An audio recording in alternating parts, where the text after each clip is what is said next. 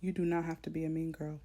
When you run into people who are only happy when they're gossiping, when you run into people who are only smiling when they're making fun of somebody else, when you run into people who will run down everybody's situation but their own, when you run into people who laugh at other people's pain, when you run into people who think they're better than everybody once they come up financially, but then when they lose whatever they have, they want to be everybody's friend again.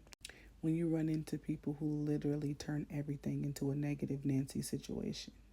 When you run into people who allowed their childhood trauma to still guide them in their pettiness. When you run into people who can't let things go and who continue to bring up things that they should have been and got over. When you run into people who disrespect literally everybody, whether it's to their face or not. Like they literally will wait until someone walks out the room to disrespect them, or they'll be disrespectful to their face and then be texting them and acting like they like them later. Run. You do not have to be a part of that.